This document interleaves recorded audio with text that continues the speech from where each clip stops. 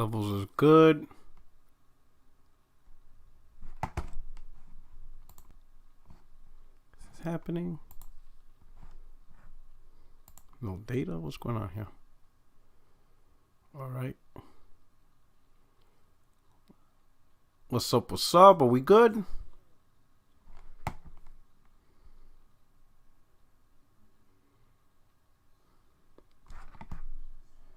Alright, we looking alright. We looking alright. What's up, Briar? What's going on? We crispy?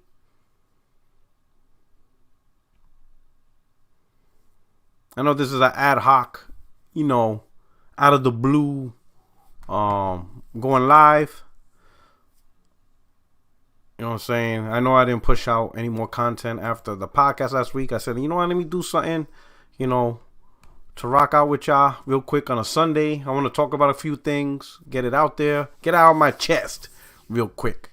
So, you know, won't be too long. We won't be live too long. I won't take up too much of your day. You know what I'm saying? But, you know, just some quick things that, you know, with me reading and stuff, I'm thinking, wait a minute.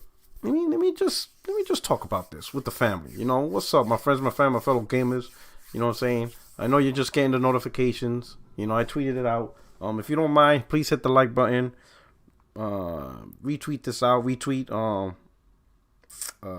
this live real quick. And we could get this going. Give me one moment, my family. Let me see what I got here. Let me see.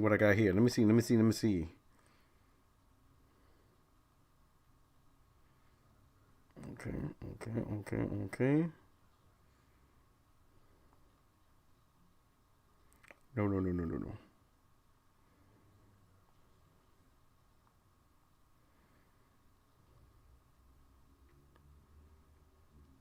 All right, here we go. Okay, we getting it. Okay. So what's up, Brian Rios? What's going on? The Brain, what's up? Cloud Strife. Let's see.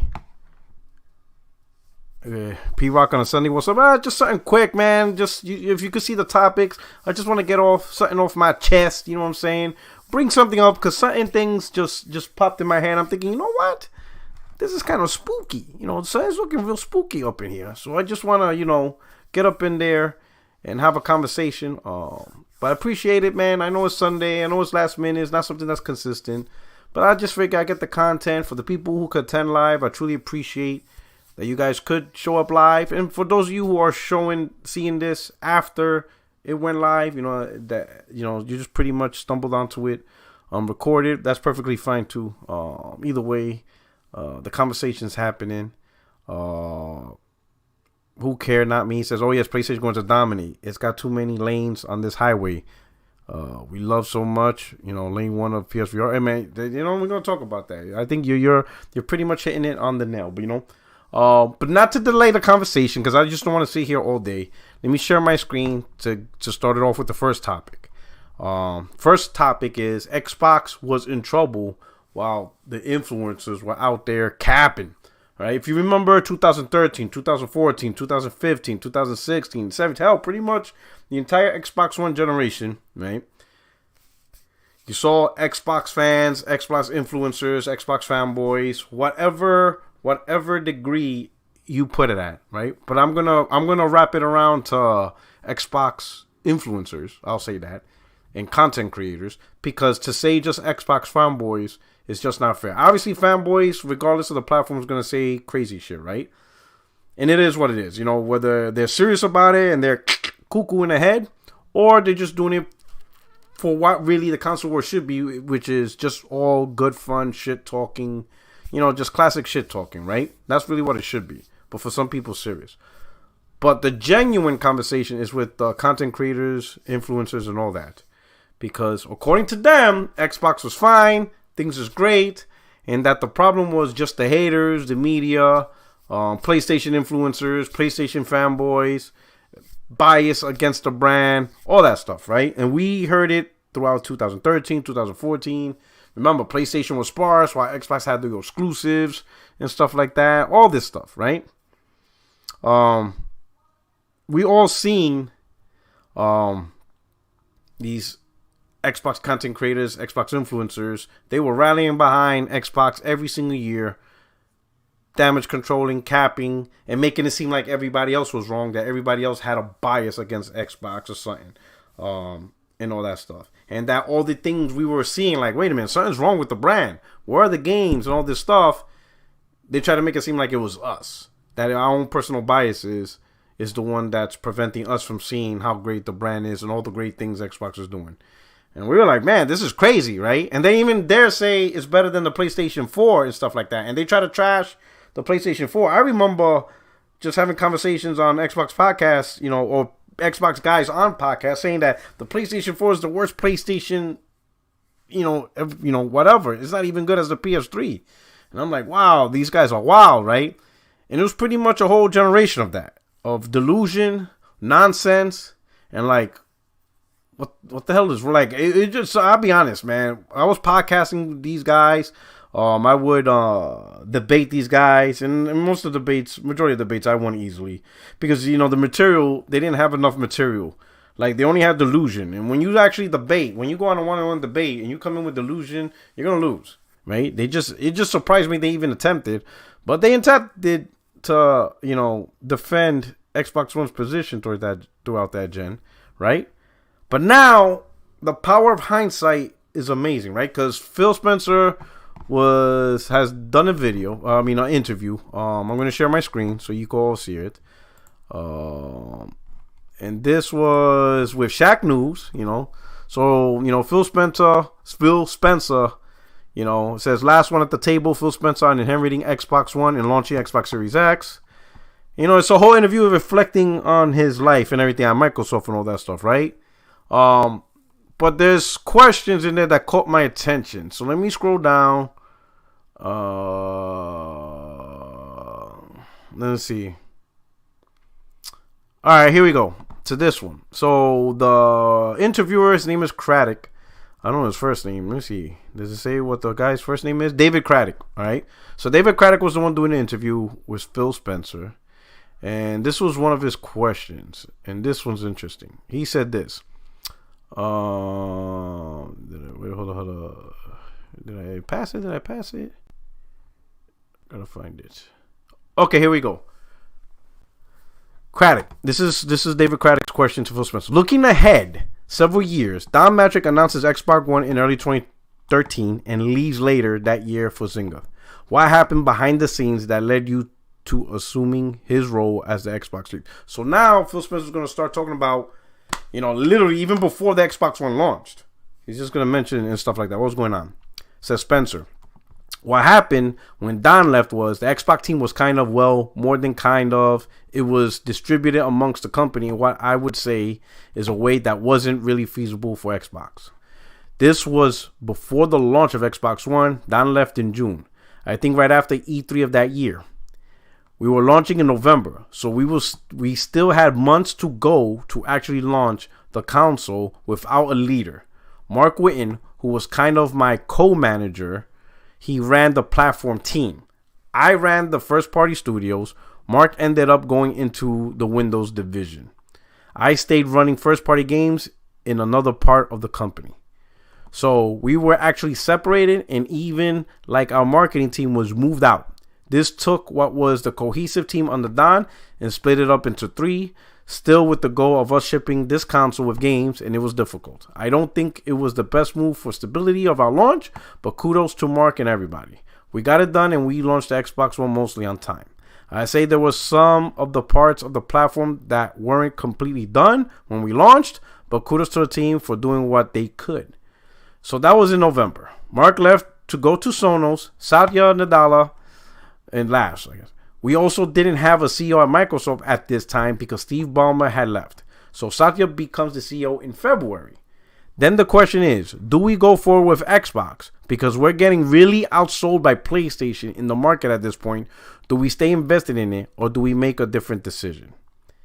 He and I had a discussion and I made a pitch. Now keep in mind, this was Xbox launched in November 2013. Satya takes over in 2014. So this is 2014. This is just the beginning, right? He and I, there you go. He and I had a discussion, and I made a pitch. I said, gaming can be a real important consumer category for the company. He didn't quite understand it yet, not from an intelligence standpoint, but he just hadn't been close to it. But he was willing to make a bet on us as a team. And I said, the thing I need if I'm going to step into the role to head this group is I need to bring it back together. I can't have my hardware team over there and the platform team over there and first party over there. I need to bring it back as a cohesive team. And he agreed to that. So I ended up working in the Windows division, but we brought all those pieces back together. I think the reason I ended up in the job, frankly, was other leaders were gone. I teased myself that I was the last person left at the table, and there's some truth in that. I wanted to make sure I kept my ego in check. It wasn't a clear, you take the person who ran first party and make them head of the platform. But frankly, of the leaders that were there, I was the one that was left. So, as you can see, Phil Spencer it was a combination of Phil Spencer being there for a while, but also pretty much all the other players, they pretty much moved on. So they're like, I guess you're the most senior guy of the group. You're in charge, right? Now, let's see what was the next question here. I think it was this one. Let me see, where was it? Because there was a whole bunch of stuff. Okay, here we go. So next question. Either out of the gate over time, consoles build an identity. Seamless Backley and the other co-creators of Xbox envision a platform by developers and gamers for developers and gamers. Xbox 360 magnified that identity and rolled in mainstream entertainment like Netflix. The Xbox One had a rough launch, as we discussed. For you and your team, what was the process of reconfiguring Xbox One's identity? How did you hit on it, for example, Game Pass as the driving force behind the system and Xbox brand in general? Now keep in mind, read this here. Spencer, in that 2014 moment, so this is 2014, when we came together as our new leadership team, we really charted out what does it mean for a $1 trillion market cap company like Microsoft to be in the games business. Where by far the biggest company that's kind of your traditional platform gaming company from a market cap standpoint. What we really hit on with Satya's support was that our identity should mean a few things. One was we should make the resources of Microsoft available to us to really go succeed in this category. And one of the pivots we made is we should really build our future strategy around gamers, not our device, not our business model, not the one business model that works for us. If we really say let's make as many decisions as we can from the perspective of what we think our players want, that's our guide. There are certain times when we don't get that right. I'm not saying we're perfect, but Game Pass for us was just, I want to be able to play more games, and why don't I play more games today? One answer is, do I have access to the game? We had to get more games on the platforms for people to play. Another barrier to me playing more games is I have to buy every game that I want to try. Can we use a subscription model that's working in the music and working in video to increase the diversity of games that I try? And consequently, from that, hopefully, is the diversity of things that are built. We see in games business that when you get a hit, Battle Royale, PvP, whatever it might be, as an industry, naturally, we'll see so much of the creative go chase that last thing that was successful, because in the end, these games have to make money, put food on the table for the people that work in the industry. We wanted to create in Game Pass something where a diversity of creations can find real success without each one having to be a pure retail success. We thought that model could work. Now, this is where it gets interesting, because this is a plan he had since 2014 when he took over. Okay? This is, so, all right, got it. You know what I'm saying? Shout out to Rob Rabbit Got the Gun. Welcome to the 60 FNL family. Thank you so much for being a member. Thank you so much. I appreciate it, brother. Welcome to the family. Hope you stick around and enjoy as the channel grows. And 2023 is going to be a big year. I'm excited, looking forward to it, man. Thank you so much. Appreciate it. Now, it's not so much the conversation is about Game Pass or Microsoft changing its identity. That's not what the conversation. That's not what the conversation is at all. What I want to talk about is this was what Phil Spencer started doing in 2014. 2014, behind the scenes, he was already planning to change the identity of Xbox to what we know of it today. So behind the scenes, they were discussing, should we even stay with the Xbox? Should we just shut it down? Or how's it going to look? What's going to happen and stuff? Oh, snap. Shout out to AC. Thank you so much, man. Welcome to the family, AC. Hope you stick around, man. 2023 is going to be a big year for us and the family and the channel. Thank you so much for rocking and sticking by. I hope I'm able to provide the content that you want to see and the growth that you want to see. And 2022 has been a great year, but thank you. Now, going back to what I'm saying. Phil Spencer's already behind the scene 2014. Took over because he had to. He was the last man. He was the last man left. You know, it's kind of like, you know, think of World War II. A whole company or platoon of soldiers get wiped out. The captain got wiped out. The major got wiped out. The master sergeant got wiped out. The sergeant majors got wiped out. The sergeants got wiped out. And they're like, who the fuck is left? And you see PFC Puerto Rock. Hi. Well, you're the senior guy. What do we do? What do we do? You're like, man, I should have really paid attention to this class in boot camp. You're like, oh boy. You know what I'm saying? They got the private first class. That motherfucker's not the company commander. You know what I'm saying? So that's pretty much Phil comes in, right? But picture this. Behind the scenes at corporate, they're deciding the future. They're already reshaping Xbox. They're putting in place. They're on the drawing table. What we known as traditional gaming, Microsoft was already done with that in 2014. They just needed to come up with the concept, the ideas, develop it, blah, blah, blah. While Microsoft is already behind the tables doing these changes, should Xbox stay? Should we continue with Xbox? Okay, we're going to continue with Xbox, but how's Xbox going to look? What is the actual identity of Xbox? What are we actually trying to achieve? What are we going to push forward and invest in? Oh, we're going to invest in Game Pass. We're going to invest in cloud gaming. So that's where all the money's going, right? That's behind the scenes. But what we were seeing and what people were saying, totally different. Now, some of us, for those of you who follow my channel for a long time, we were noticing something's not right. We were noticing Microsoft's not putting money into big blockbuster first-party AAAs, and they're not putting money in investments into third-party or get second-party out there to put games on their platform. We were seeing this. Because we've been asking the same question today. Today, we're asking the same question we asked like 5 years ago. Where are the goddamn games? What are you talking about? Where's the investment? Where's the Microsoft that had the 360? Where it got Gears of War and you got, you know, deals with BioShock and Elder Scrolls and all that stuff. Like, what's happening? We knew something was wrong. And then we will go out and tell people on Twitter, on podcasts, yo, this Xbox is trash, bro. This console's dog shit. Like, what the hell is going on here? Got the world's most powerful console. And we getting Sea of Thieves. Where the Kraken is lacking. Diabetic gaming. At Zaire. Shout out to Next Gen 720. Diabetic gaming. World's most powerful console. Getting controllers out the yin yang. And we were seeing this. We're like, yo, this is kind of like odd. We seeing mad controllers, custom controllers. You can order and build your own controller with whatever color, your birthday, your wife's anniversary, all this weird shit. Like, we were like, yo, this is like crazy stuff. You know, the Xbox One doll, gay American girl. Yo, we were seeing all this crazy shit, right? And we're like, yo, where are the goddamn games? Where are the games that shows the power, the T-flops? What happened to the cloud and the cloud as powerful as 4 Titans? All this stuff. And we were out there expressing and talking about stuff that's like reality. Things that were real. But then you have the Xbox influencers trying to make us like we didn't know what the hell we were talking about. Oh, you guys are just ponies. We were just ponies. We were just galloping. We were just hoof clicking, apparently, for 8 years. So from 2013 to 2020, we were hoof clicking. Goddamn ponies, fanboys. You guys are just biased. No one listens to you. No one can stand ponies. Like, what the hell? And I'm like, what the hell? How are we, the bad guys, foreseeing the obvious? Y'all guys ain't seen these big games.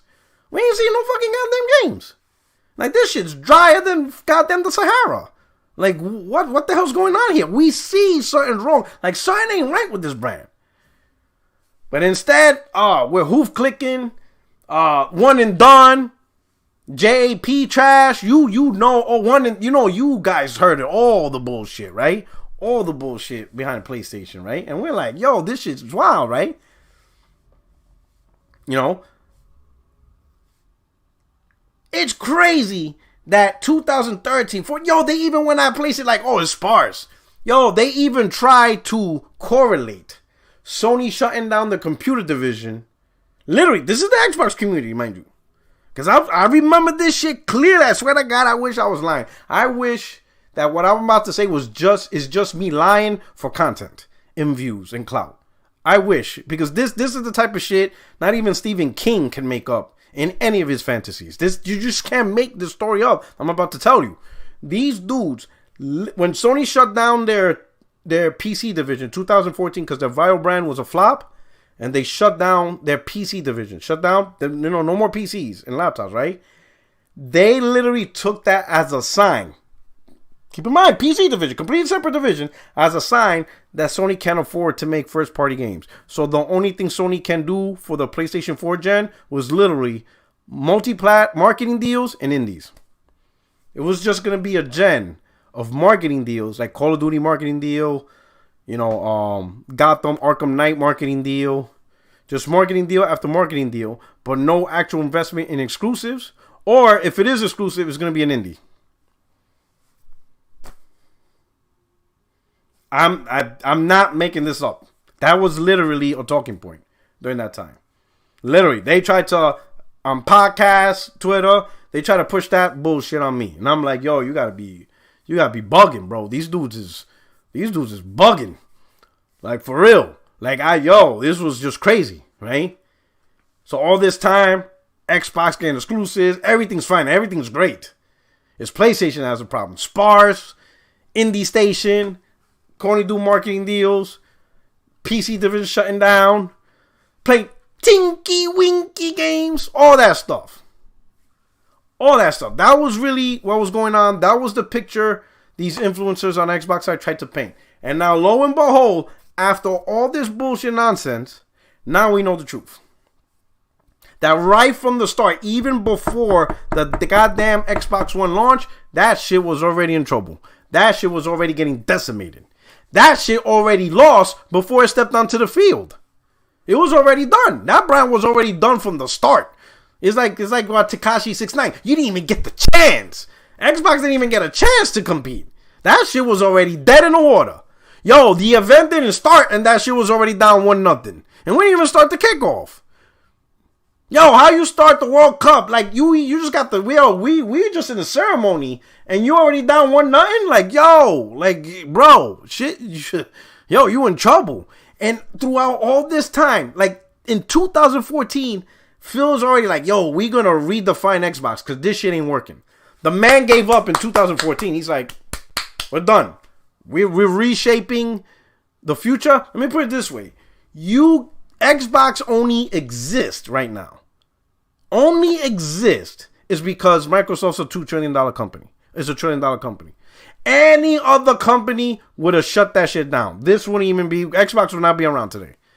Be lucky that it's Microsoft that owns that Xbox brand is backed by Microsoft. Be lucky it's Xbox, because any other company, that shit would have been dead. That shit, it would not even survive the Xbox One gen. Probably halfway into last gen, they would have just called it quits. It would have been Dreamcasted. This console is Dreamcasted. Be thankful that it just simply exists. It only exists because Microsoft has the money to try and go through it. Anybody else? Let's say like if it was Samsung. Wow, give me another company. LG. Hell, even Google. Even Google. You saw them. They shut down Stadia. Google would shut down Xbox. Google would have been like, oh, fuck this. We're done with this brand. They would have shut that down. LG would have shut that down. Samsung would have shut that down. General Electric would have shut that down. Think of any other company that's out there. They would have shut this shit down. Xbox is alive by chance that it was Microsoft that owns them. And Microsoft has so much money, they're willing to get at it again. Because Microsoft understands how big the game industry is, right? They understand how big the game industry is, right? But other than that, they would have said, we're done with Xbox and stuff like that. We're done with that, right? They would have said, we're done with this goddamn brand. Like, we're not doing this. It's over, right? My man says, George, but he says, Wii U flop. Did they close down shop? Well, here's the difference between Nintendo. This is what a lot of people don't understand about Nintendo. Nintendo, even with their flops, like GameCube and Wii U, they somehow still make profit. They don't lose. I don't think people realize that. Even with the Wii U gen, 4 years during their Wii U gen, every single year the Wii U was out, they were still making profit. They were still making money. Even with the small little sales. Granted, their profits wasn't huge. They weren't making huge revenue, but they did not lose any money on the Wii U project. They lost nothing. They lost nothing. They just shut it down because obviously it wasn't gaining ground.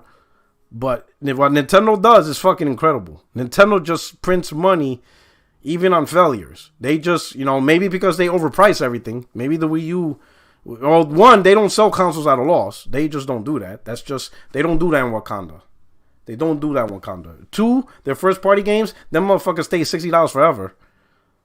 A fucking game 3 years from now will still be $60. So they always, and people still buy it. So, I mean, think about it, man. You look how long, Breath of the Wild, that shit for like 3 years was being sold at $60. Imagine a game selling for 3 years at launch price, and it never goes down. You're making tons of fucking money. They just print money. Nintendo prints money. They're a unique animal. They sell consoles. Look at the Switch. Switch came out in 2017. The original Switch, 2017, and it is the same exact price that it launched over 5 years ago. That sucker is still $300. The Switch is still $300 and is 5 years old. You know how much money Nintendo's probably making off of Switch sales? You know how much fucking profit they're making? That thing's probably like $99 by now. That thing, and they probably still make money off of it at $99. It's crazy, but that's them.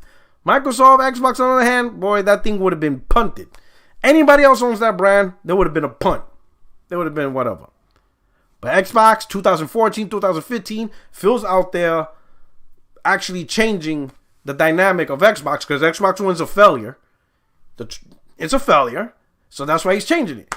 But in front of the community, in front of the world, oh, everything's fine. Oh my God, I cannot wait to E3. That's why every year he's like, I can't wait to E3. Man, ain't no goddamn shit for E3. He said that like 7 years in a row. The man had the nerve to say after one of the E3s, I think it was 17, man, I can't wait I'm more excited about the games I didn't show you. What? Yo, this is crazy.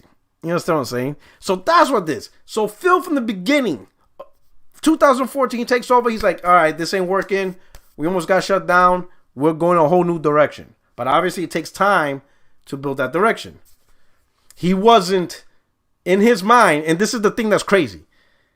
As he was sitting, taking over Xbox, he designing a plan for Xbox was not, let's take this console we have right now, let's fix the issues we have now, and let's fix it this gen. Let's implement the strategy we need this gen. He didn't do that. He pretty much gave up on this gen. He's just treading water. He wasn't trying to swim for the gold. Treading water and worried about the next generation of gaming with the strategy of Game Pass and all this stuff. Which is a far cry different than PlayStation. Because when Sony launched the PS3, and it was a bad launch, we all seen it, we all know it, was a bad launch, didn't have the top compelling games out the gate. It took a while for them to get AAAs.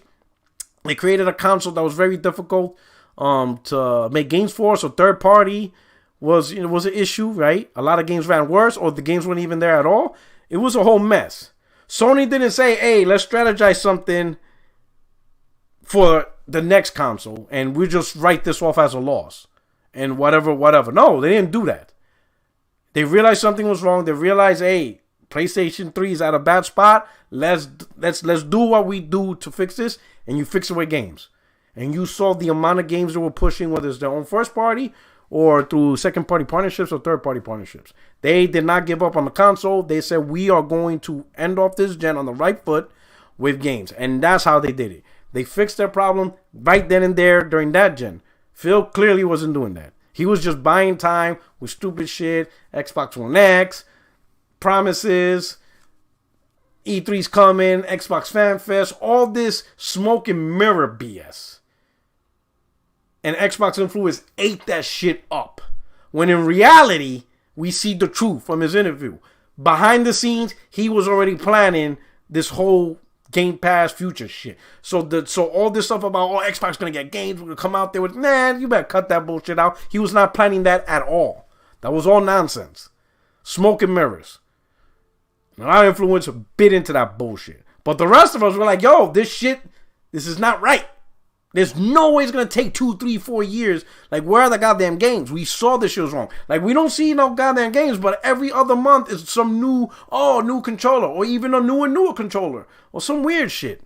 Like, yo, this shit's crazy. Shout out to the L Web. He says, even Sega CD have more exclusive bangers than Xbox Series X. Oh, shit. You know. Another super chat from the L Web. Thank you so much, my brother. He said, I wish Sega was still around because no matter how dumb decisions they made, we always got bangers. That's true, man.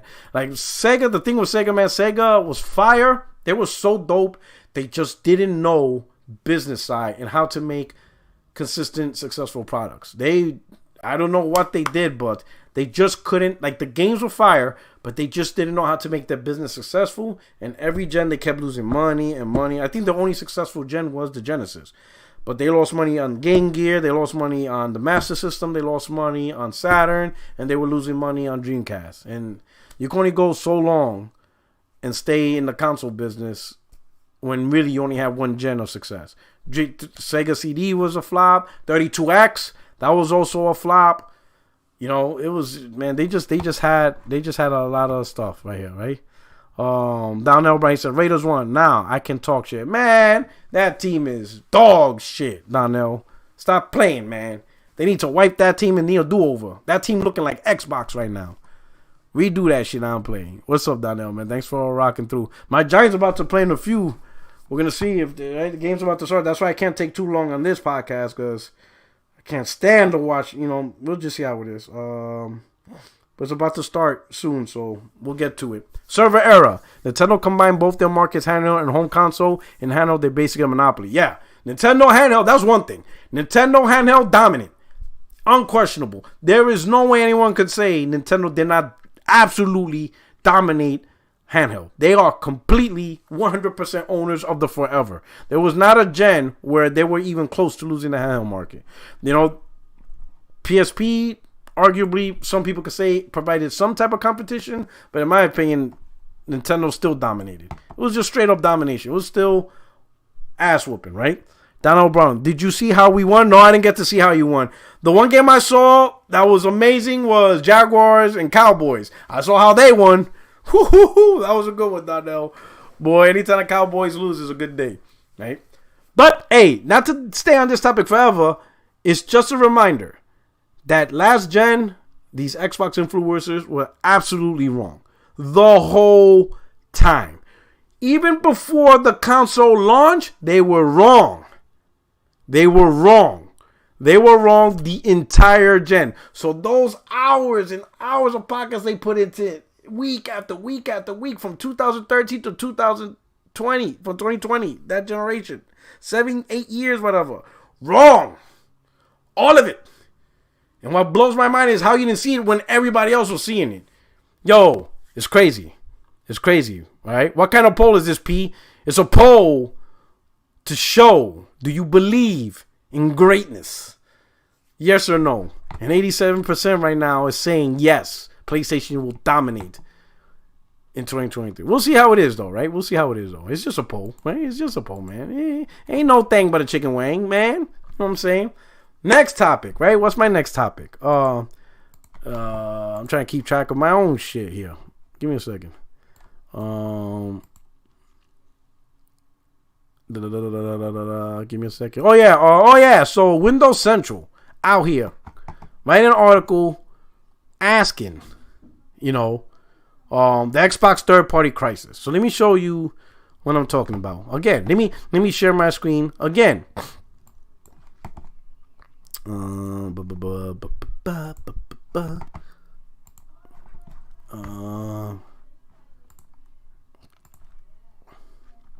you go. So this is from Windows Central. Why are major third-party games constantly skipping Xbox? So he has a whole thing. I'm not going to read everything, but I'm just going to read this paragraph right here. Where it says, It says right here, time and time again, we see major publishers skip Xbox. Occasionally, this can reasonably be linked to exclusivity deals or limited time publishing arrangements. Absolutely true. Unfortunately, there are dozens of examples of global video game releases that come to every platform possible. Except for Xbox. As Microsoft has proven in recent years, platforms can survive and even thrive without universal backing. Still, it's impossible not to wonder why third-party industry partners, especially those from Asia, opt out of delivering releases. Impossible not to wonder. Listen, the only thing that is impossible is how the hell you don't understand by now. Like, it just blows my mind how this is a hard topic for these guys. Like, yo, the topic's not hard.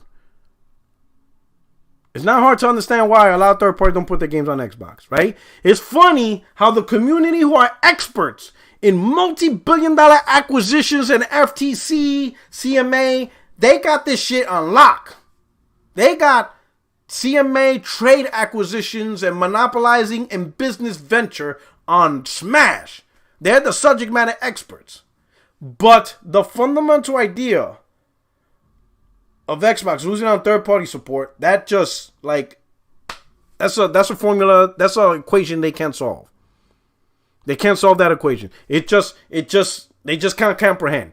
They're experts on FTC. Oh, you seen how many lawyers we now have on Twitter? My God. Everybody works for Jacoby and Myers all of a sudden. Everybody got that locked down. Everybody is a trade acquisition specialist. Everybody. They got that shit down packed. They even read all 56 pages and they break it down. They got that shit on lock. But the fundamental idea of why Xbox loses out on third party,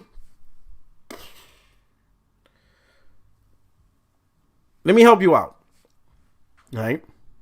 Third party also collects data or data.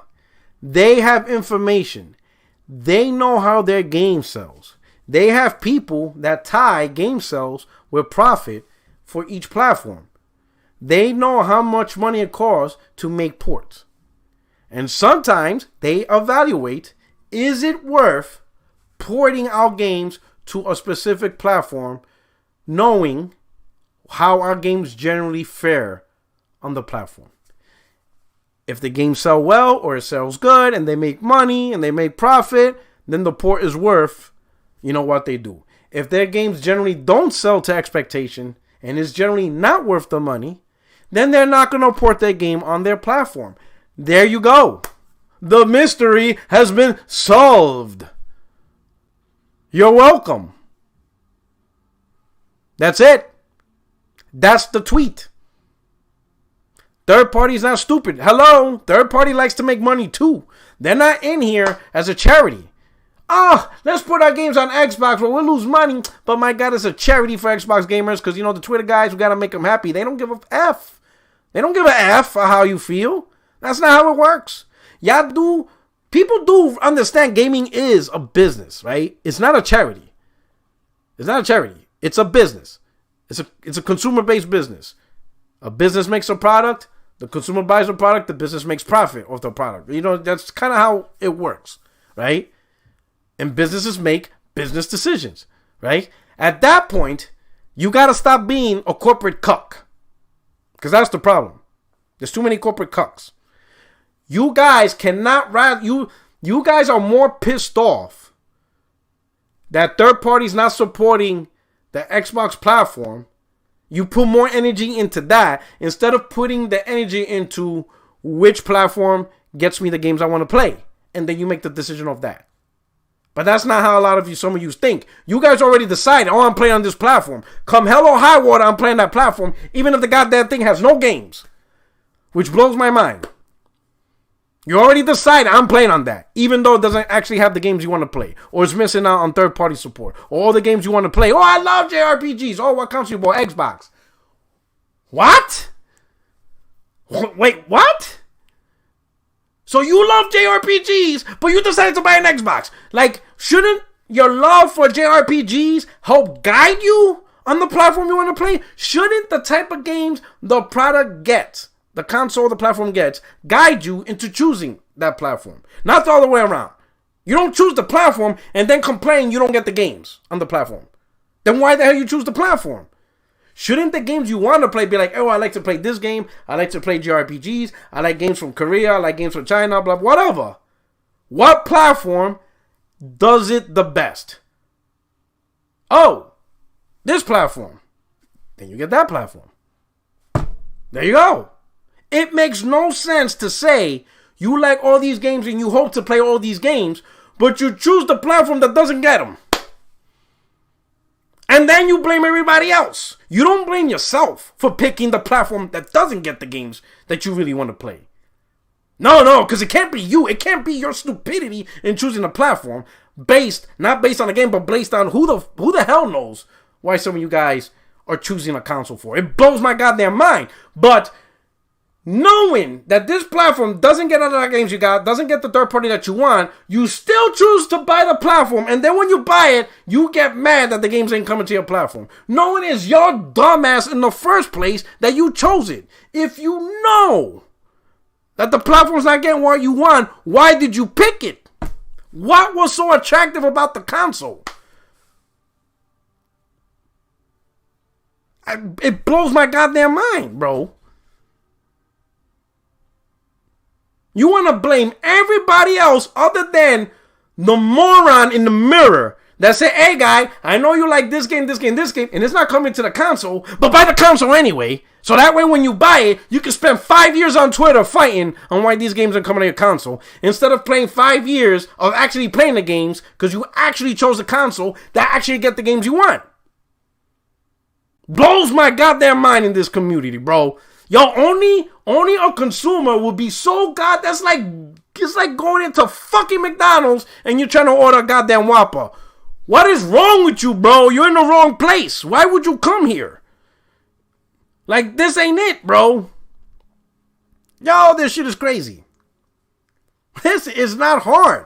It's absolutely insane if you choose a platform and you don't recognize what the platform is grounded and based on. And it is not hard. In fact, some of it's already legacy.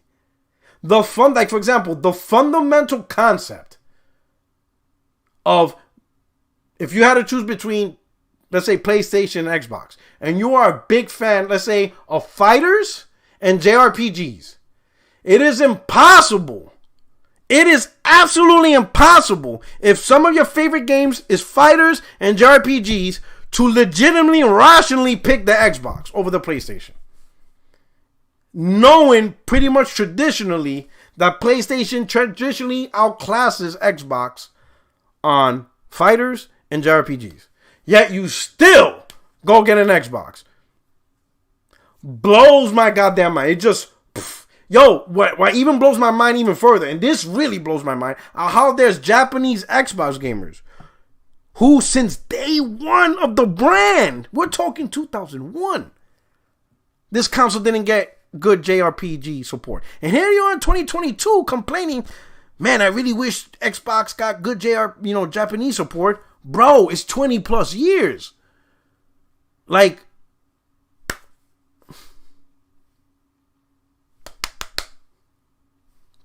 the fuck? Like, yo, this shit's crazy. It's absolutely crazy. Listen, everybody's game decision. Now, if you're a tech enthusiast and you get everything, then it is what it is, right? You're going to get an Xbox, you're going to get a PlayStation, PC, Switch, Stadia. That doesn't matter. If you just randomly buy stuff because it's the latest tech, you got the Quest, you're going to get the VR2, that's different. Everybody buys everything and you get everything, and then you just make comment on what's there, what's not, whatever. Got that. But if you legitimately going to be like, hey, I'm going to buy a platform, and this is going to be my primary platform to play games on, how your number one, I mean, you can have different reasons, right? You can have multiple reasons that can lead to your choice on what platform you want. But if games isn't your number one choice, or at least the highest priority, you're going to have a rough gen, right? Because all the other stuff, like, but I also like features, and I like, game resume, or haptic feedback, or trading cards or Discord integration, all this other bullshit. None of that matters if you don't have the games you want to play. The heart and soul of the console or any platform is the games you want to play. If you don't get the games you want to play and you keep missing out of games that you want to play over and over and over and over, there's no amount of game resume that's going to make you happy. Because you keep missing out on the games that you want to play. There's no amount of haptic feedback that's going to make you happy. Because you keep missing out the games you want to play. None of the features going to matter. All that shit, Discord integration, none of that shit matters. If you're missing out on the games you want to play and you spend more time complaining that you're missing out on games rather than already having a console and playing the games, you're missing the point. You missed the plot. You got no one to blame but yourself, because right now at this point, it's easy to identify which platform is going to have what and what they're good at. It's easy. There's no way. Unless you're brand new to gaming, maybe during the Xbox One gen you were 5 years old and 8 years later you're 13 or 14. And now as 14, 15-year-old, you made the wrong choice. Got it. You're young. You didn't know better. But if you grown, you in your 20s, 30s, 40s, and you fucked up and you made these stupid decisions, bro, you need to look in the mirror and punch the dude in the mirror, and hopefully you hurt that bastard. Hopefully he says, ouch. Because I don't know what to tell you. Ain't no way you could be complaining on shit you put yourself in. It is what it is. It's just mind-blowing. And then what's even funnier, the guys who said, no, I'm a multi-platform gamer. I got an Xbox, I got a PlayStation, I got a Switch on a PC, so I don't got to deal with it. All right, cool. Smart sense. Because I always say that. Get the platforms that has the games you want to play, and you'll be fine. If you really want to play the game, get the platform, and now you have access to the game. You're good. Why are you still complaining that the other platform didn't get the game? So you got a PlayStation, you got a PC, but you still complain it's not on Xbox, and you want to waste energy on that. When the whole point of you having a PC or a PlayStation is to actually play the games that don't come on Xbox. Like, what? Like, what are we doing? What's all this energy? You got the game. You actually spent money on other platforms for a reason. And now that those platforms are actually doing what you expect them to do, you still complain. Like, bro, this corporate concubine shit got to slow down, bro. Stop this shit. Stop this concubine nonsense, bro. This shit is crazy. Like, nah, man. This shit's uncouth. All right? On my final topic, I'm going to move on from that. Right? Keep this flowing, right? But while we're doing this, hit the like button. We got over 200 viewers, 74 likes. You know what I'm saying? Let me show y'all something, man. Because y'all keep messing with me, man. You see this right here? Don't make me drop these ads. You know what I'm saying? You see this right here? I could click this, or y'all could click the like button. You see what I'm saying? We can insert these ads, man. And my ads, I'm telling you, I don't get like cool ads. You're not going to see an ad with like Final Fantasy 16 and shit. You're not going to see Spider-Man. You're not going to see Spider-Man 2 and Miles Morales and Spider-Man fighting Kraven or Venom. You're not going to see no cool. I don't get cool ads. I get shitty ads. I get ads like, have you taken your fiber? You know what I'm saying? I get ads like weird and shit like that. Like, yo, they like Blue Chew. How's your sex life? Like, I get ads like, are you limp? Can't please your woman? Take a Blue Chew. I get shit like that. I get shit like sign up for ARP. Like 50 old people shit. That's the ads I get. I get shit like people like, this doesn't even make sense. Like, how is this content for me? You know what I'm saying? So if you want to see some goddamn, have you, I get ads like, have you taken a prostate exam? And you're like, I'm 19 years old. You guys will be like, I'm 30 years old. Why the hell do I need a prostate exam now? That's the shit I get for ads. So you know what I'm saying? So you could click the like button, or I could click this sucker. And then you just see shit like, that you don't want to see. The only gaming thing you might see is, hey, buy a Samsung TV and you can play Game Pass. You might get that. That might happen. Alright? So just hit the like button. I would truly appreciate it, right? Thank you guys. It's free. You know what I'm saying? No charge. It's free to play. It's free to play, right? But my last comment is 2023, right? We're on the cusp. 2022 is pretty much a wrap. Great year for gaming. You know what I'm saying? Overall. I would say overall. Great fans. Much better than 2021, right? ad for hemorrhoids. That's right. Gonna get that preparation H. You know what I'm saying? Shout out today, right? Gonna get that preparation H ads and stuff like that. Great year for gaming overall. Much better than 2021. The Game Awards, much better competition, much better top tier titles. Great year for gaming overall. Some platforms had it better than others, but overall, great year for gaming, right? And I think 2023 is going to be even bigger. The question is here, you see, these guys just don't stop, bro. Xbox trying to shut down PlayStation 2023 with their bullshit, right? They just don't learn their lessons, right? Let me just say this, man. The power of PlayStation is their publishing, right? They have great developers, and they nurtured and cultured amazing first-party studios, which led to the powerhouse publishing they are today. But you have to give credit to the publisher. The publisher and all the people that's been in there throughout the years, they've done a fantastic job of taking care of the brand. Sure, other parts of PlayStation made some stupid decisions, like the PlayStation 3, backed by Ken Kutaragi, how they did that online at first. They're not perfect, right? But from a game standpoint, just specifically on the game standpoint, they did more good than bad. They've done a lot good, and they just keep getting better.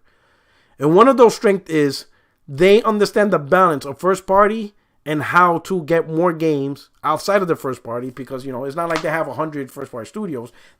They're not going to release first-party games every single month. They just don't have that level of manpower. But what they do have is an eye for talent. And next year, there's going to be some great titles. Now, Forspoken is going to be the first one out the gate with Square Enix. We'll see how that is, right? But obviously, you got Stellar Blade. They got Silent Hill 2 exclusively. Now, it could be time exclusive, stuff like that, right? Like a Dragon. There's a lot of titles that from a third party's perspective, they're getting on the console, on the platform for our enjoyment. And then for the first party side, obviously Spider-Man's already kicking it. Insomniac on their Twitter account, they're already ready. They're ready to make 2023 the year of Spider-Man, and that's gonna be a fantastic game. Blue Point is already doing a teaser of their next game. You saw their Christmas card. They showed open boxes of games they already released, but there was one box that was closed. So people are saying that we might see what their game is. Rumor has is Metal Gear Solid 1 Remake. And if that's the case, listen, we know it's a rumor, but if Blue Point remakes Metal Gear Solid 1, it's a wrap, bro. Like, I ain't trying to hear both. I ain't trying to hear it. Listen, don't even talk to me, son. Don't even have a conversation with me. Like, yo, I'm going to be like, who you? Who you? What platform you rock? X who? I don't know you, bro. Don't even talk to me, bro.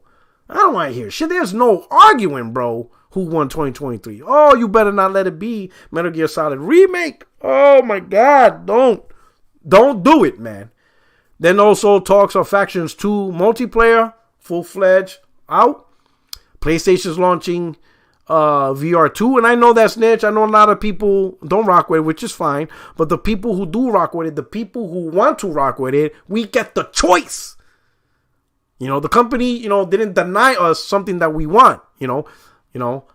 This year, I didn't play any VR games because once Sony announced PSVR 2 is out, I just want to play on new shit. Because I admit, I do love my VR, but it's a pain in the ass. Setting the camera, all these wires, it is a pain in the ass. It is a pain in the ass setup. I was fine until Sony announced the VR2 and there's only one cable and just the immense graphical capability, stuff like that. I was like, oh, hell no. I'm going to stop what I'm doing.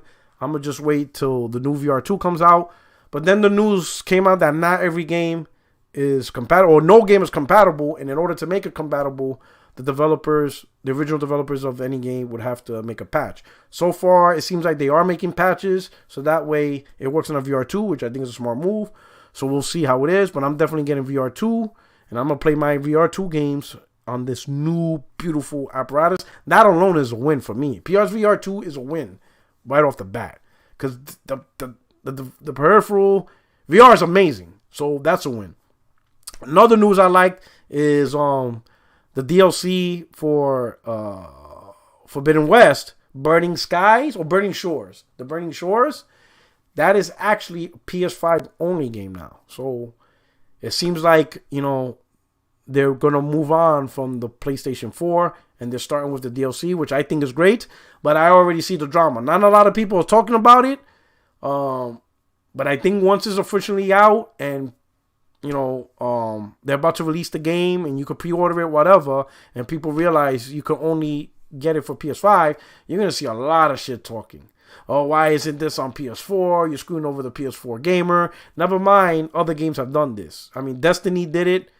They cut the PS3. Remember when they cut PS3 360 and made one of the DLCs? I think it was the Iron Lords one.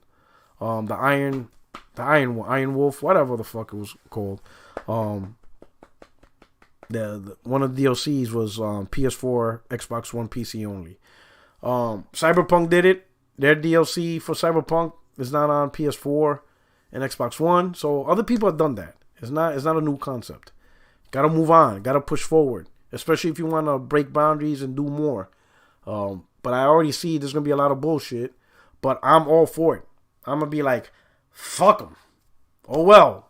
It's 2023. There's no way we got to keep talking about the PlayStation 4 2023. We got to be done with that bullshit, right? So that's going to be a do thing. And then we'll see what else they got on the plate, right? But between Final Fantasy 16 is also 2023. Which is June. Yo, I'm telling you, man, it's gonna be a masterpiece of a year for PlayStation. It's gonna be amazing, and it's gonna be tight. Now I hope Microsoft comes out with the bangers because they hurting right now. And if it's great competition between both consoles, then it's great. Everybody will be happy. But 2023, it's not gonna be easy. Some of these Xbox do think it's gonna be easy peasy. Nah, son. Prepare for a fight, and I think that's great, But other than that, hey, my boy Jimmy Harris, he says, love the content, brother, keep it 100% agree, Thank you so much for the super chat. Hey, I think it's going to be a great year, 2023. I think PlayStation is going to be fantastic. Looking forward to Stellar Blade. People mentioned it. AKA Yams.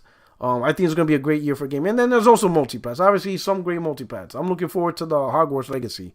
That looks good. Dead Space remakes is going to be great. There's going to be some great stuff. There's going to be some great content. I'm looking forward to 2023. I'm looking forward to podcasting with you guys 2023. Now, before I leave, because the game's about to start, I do want to mention this. So, King Thrash got with the community across the board. PC, Xbox, PlayStation. And we are about to bring to you guys next year our first community game awards for the community, right? We already are inside a DM group in Twitter. So a whole bunch of us, even some of the people that's in it, I was like, holy shit. Yo, I'm going to be honest. King Thrash is like the Switzerland of gaming because he just got people in the group that I didn't think would ever be in the group. So I'll just put it to you like that. We are literally working together on this show, right? And the names and the people who are in the group, let me put it to you this way. In order for me to be in a group, there was a few people I had to unblock. That should let you know the lengths we are going through to get this to work, right? To let you know, there was people that I blocked. I'm like, I'm not messing with this dude or whatever, or these dudes, whatever. But because for the sake of doing something for the community, because if you know on Twitter and you block somebody and somebody tries to join you in a group, they can't because there's somebody in the group that you block, so it won't let you. And when King Trash told me, hey man, I can't join you in the group, I would like you to be part of the group, he told me everything he wants to do. I said, all right, let me see who's in the group so far. And I looked, I'm like, oh, I know exactly. This guy's blocked, this guy's blocked, this guy blocked. I'm like, you know what, fuck it. I unblocked them, they unblocked me. That's how big this is getting on. Just to give you a taste, this group has people that you would never thought would ever work together. Like seriously, from the Xbox side, PC side, PlayStation side, we're casting all differences aside. Literally, I told you there are people I swore I'm just not fucking with that dude, and here I am. But it's because we're doing something now. Obviously, here's some of the things, right? Shout out to the Ruham just coming through with the support, man. Thank you so much, my brother. I truly appreciate it. Thank you so much for coming through, right? Now, here's the certain things. Like, right, obviously, this is voluntary. Everybody's volunteering their time. There's a little bit of work we got to put. Yeah, there is some work we're putting together, right? Ultimately, though, King Thrash is going to use a website for you guys to vote on the nominees. So we're going to have a whole bunch of great categories. Some of the categories are fun. It's categories that is very unique to our community. So you're going to know, once you see the categories, you're going to know. If you've been in our community for a while, you're going to know exactly what the category is for. You're going to see the nominees. You're going to enjoy it. But the key is for you guys to vote. It will not be some unknown panel or whatever. It's going to be public. It's going to be transparent. King Thrash got that all figured out. You guys will vote. You know, as soon as this gets started, we're going to push out the links. We're going to get it out there. You guys get to vote on it. And you guys decide based on the nominees. Now, don't get into how the nominees got decided. Listen, got to understand, not a lot of us, we're not getting paid for this. We don't have the resources. There's a lot of things, right? So generally, there's always going to be somebody be like, oh, this should have been nominated or that. You're always going to have that, right? There's always going to be somebody that thinks better nominees can be chosen. There's no way we're going to 100% going to get every single person, every single gamer in the community to agree on the nominees, right? But the one thing we can agree on is that you guys will choose it. That's it. You know? So we're not the ones with the votes. We're not, all of us who are putting it together, we're not the ones going to vote on who's whatever. You guys are going to vote on it. And then the winners, that's how it's going to be presented and stuff like that. You understand? So it's going to be a great time. I think it's going to be the first attempt at our own community awards. It's going to be fun. And a lot of us are putting our differences aside to make this happen. Because I think we deserve that. We deserve something for us and how we do things. And shout out to King Thrash for thinking about the idea and setting it up. But you're going to be surprised at the people who got together and worked together to make this happen. Right? More to follow. But stay tuned for that. Just letting you know. This is your boy Puerto77. Thank you so much for rocking out. On your way out, please hit the like button. Hey, this Tuesday, 60 Frames, No Like podcast. It's going to be the last podcast of the year. And I hope you're there and I hope you enjoy it. But anyway, you guys take care. I'm about to see my Giants and see how they're doing. Hopefully they're not getting rocked already. And we're out of here. All right? You guys take care. Enjoy your weekend. Well, the weekend's almost over. If I don't see you guys Tuesday, and this is, you know, the only live we're doing, or you get to see me, I want to wish you guys a happy holidays. Have a safe holiday. Hey, I don't drink and drive. We got Uber, we got Lyft. You have no goddamn excuse to drink and drive. I'm not trying to hear it. You got Uber, you got Lyft. They will pick you up where you at and take you where you need to go. That is what you need to do. All right? Plain and simple. You guys take care. I love you. Thank you for an amazing 2022. We're going to get 2023 rocking. To the new members of the channel, thank you so much. I hope you enjoyed the channel. And, we're going to see this channel keep going. You guys take care. Have a good night. Peace.